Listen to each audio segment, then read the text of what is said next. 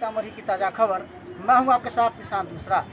आज हमारे साथ बातचीत करने के लिए मौजूद हैं जदयू के जिला उपाध्यक्ष व बागमती अनुमंडल बनाव संघर्ष समिति के संयोजक राजकुमार सिंह जी।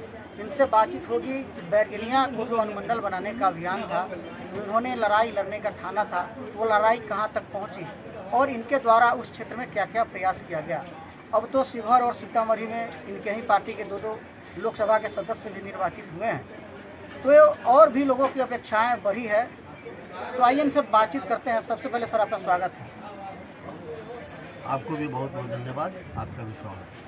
सर, बागमती अनुमंडल बनाव संघर्ष समिति आपने बनाया था, उसके बारे में पहले लोगों को बताइए। सबसे पहले 2000 से हम लोग का ये बैरगनिया को अनुमंडल बनाने का संघर्ष जारी है और इसकी शुरुआत हम सबों ने किया 2000 के चुनाव में। हम सबों के बीच में सुशील कुमार मोदी जी नहीं रहे। 2000 के विधानसभा के चुनाव में गौरी शंकर नागदंड जी उम्मीदवार थे भाजपा से। उस समय बैरगनिया सुप्पी मेजरगंज के नाम से विधानसभा क्षेत्र था और वह चुनावी सभा में बाजार समिति के प्रांगण में आए थे और सबसे पहले हम लोगों ने क्या किया, उनसे बैरगनिया को अनुमंडल बनाने की मांग रखी और उस मंच से उन्होंने कहा था कि अगर मेरी सरकार बिहार में बनती है तो मैं बैरगनिया को अनुमंडल का दर्जा दूंगा। तो 24 वर्षों से लगभग हम लोग इस मांग को लेके चल रहे हैं। अब रही बात कि आप कहेंगे कि बैरगनिया अनुमंडल के बदले में अब तो उसका नामकरण बदल दिए हैं, बागमती अनुमंडल की मांग आप कर रहे हैं। उसके पीछे मेरा अपना तर्क है कि बैरगनिया, सुप्पी और मेजरगंज 3 जो ब्लॉक है वह सीमावर्ती क्षेत्र है और तीनों एक दूसरे से सटा हुआ है। इसलिए शुरू से हम लोगों का डिमांड रहा है कि बैरगनिया, सुप्पी और मेजरगंज मिलाकर एक अनुमंडल का दर्जा मिलना चाहिए। और बागमती अनुमंडल नाम देने के पीछे मेरा तर्क ये है कि अगर हम बैरगनिया के विषय मांग करते हैं तो फिर सुप्पी वाले कहेंगे कि सुप्पी अनुमंडल बनना चाहिए या मेजरगंज वाले कहेंगे कि मेजरगंज अनुमंडल बनना चाहिए।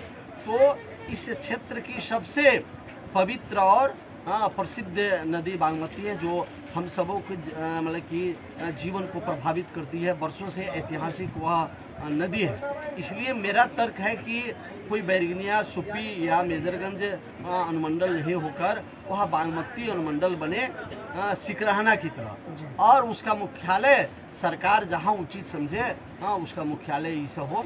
इसलिए मैं बागमती अनुमंडल की मांग करता रहा हूँ 24 वर्षों से। सर, आपके द्वारा अभी तक इस क्षेत्र में क्या क्या प्रयास किए गए हैं और कहाँ से आपको सब क्या सहयोग मिला है, आश्वासन मिला है, इसके बारे में बताइए। अभी तक जितने भी जनप्रतिनिधि रहे हैं, समय समय पर मैं यहाँ के माननीय सांसद रामा देवी जी से भी मिलकर भी मतलब कि ज्ञापन मैंने सौंपा।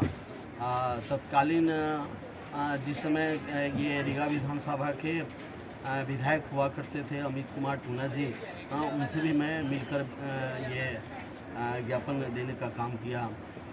उसके बाद नित्यानंद राय जी, जो अभी केंद्र सरकार में गृह राज्य मंत्री है, वे जब प्रदेश अध्यक्ष भाजपा को हुआ करते थे तो रीगा में कार्यक्रम हुआ था, वहाँ भी हम लोगों ने मिलकर के आगे उन्हें ज्ञापन दिया था।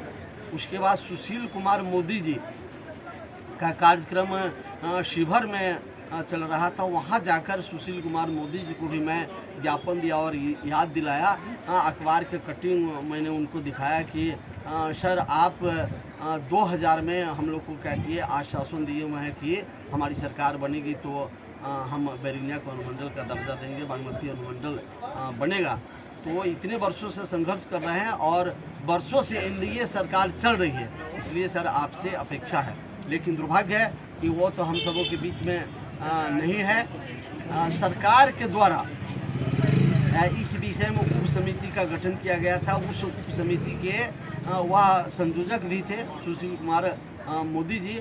लेकिन क्या हुआ है कि सरकार की पॉलिसी अपनी रही है, अभी तक कोई क्या हुआ इस पर विचार ऐसा नहीं किया गया है। लेकिन हम लोग ने जो अभी तक सरकार के पास जो लिखित दिया है जनप्रतिनिधि के माध्यम से या फिर आंदोलन के माध्यम से या फिर माननीय मुख्यमंत्री जी को सब हम लोग ने जो ज्ञापन अभी तक दिया है, उस आलोक में सरकार ने क्या किया है कि सरकार के स्तर पर तो पूरे बिहार में अभी किसी तरह के कोई अनुमंडल, कोई प्रखंड या जिला बनने का कहीं कोई अभी प्रस्ताव नहीं आया। लेकिन सभी जगह से प्रस्ताव जो जा रहा है, उसी तरह बैरिनिया के विषय में भी प्रस्ताव वहाँ प्रस्तावित है, लेकिन अभी तक कहीं कोई नहीं है। उसमें एक प्रगति हम लोग को जो जानकारी मिली है कि वहाँ से ये पत्र डीएम के पास आया है और डीएम अपनी अनुशंसा वह सरकार को भेज सकते हैं। वहीं ये मामला क्या हुआ है अभी तक अटका हुआ है, मेरी जो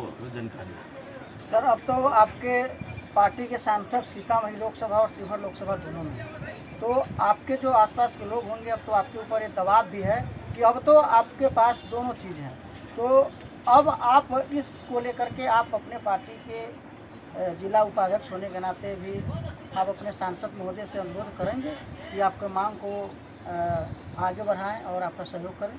हाँ, निश्चित रूप से हमको ये इस मामले में काफ़ी हम सभी ने क्या किया, उत्साहित हुए हैं, इसलिए कि शिवहर संसदीय क्षेत्र से हमारे माननीय सांसद लवली आनंद जी जीती हैं और सीतामढ़ी संसदीय क्षेत्र से माननीय देवेश चंद्र ठाकुर जी जीते हैं। दोनों हमारे दल के सांसद हैं और दोनों काफ़ी संवेदनशील सांसद हैं और वह काफ़ी जागरूक है, किसी विषय को उठाने वाले हैं और दोनों आदमी की पहुंच माननीय मुख्यमंत्री तक है। और मुझे विश्वास है कि हम दोनों आदमी के माध्यम से जो ये जनता की जो जन आकांक्षा है अनुमंडल के लेकर, इसे सीमावर्ती क्षेत्र में लॉ एंड ऑर्डर के लेकर, वह हम लोग निश्चित रूप से दो ही सांसद के माध्यम से क्या हुआ सरकार के पास अपनी मांग को लेकर जाएंगे। सर, बीते कुछ महीनों में देखा गया कि आपका जो बागमती अनुमंडल बनाओ संघर्ष समिति का जो संघर्ष है वो कहीं कुछ ठंडा पड़ गया है, तो फिर से ज़मीनी स्तर पे उसको आप कैसे लोगों के बीच में लाएंगे, कैसे इस लड़ाई को जारी रखेंगे, इसके बारे में बताइए। निशांत जी, इस संघर्ष में आप भी एक भागीदार रहे हैं। कई बार पटेल चौक पर हमने क्या किया, धरना देने का कार्यक्रम किया है, उसमें आप वहाँ से शरीक क्यों हैं, इसके लिए मैं आपको बधाई। आप भी अपने स्तर से लगिए और बीच में क्या हुआ है चुनाव के लेकर ये कार्यक्रम जो अनुमंडल वाला जो था वह थोड़ा सा सुस्त पड़ा था। अब फिर दुगुना उत्साह के साथ अपने सांसद, नए सांसद के को उत्साह के साथ हम क्या करेंगे, इस आंदोलन को आगे बढ़ाएंगे और मुझे विश्वास है कि निश्चित रूप से इस एनडीए सरकार में ही बैरिनिया को बागमती अनुमंडल का दर्जा निश्चित रूप से मिलेगा। बहुत बहुत धन्यवाद सर। आपने सुना राजकुमार सिंह जी ने कहा कि अब ये दोगुने जोश के साथ बागमती अनुमंडल बनाओ संघर्ष समिति का लड़ाई लड़ेंगे। आप लोग अपना प्रतिक्रिया अवश्य बताएं। बहुत बहुत धन्यवाद।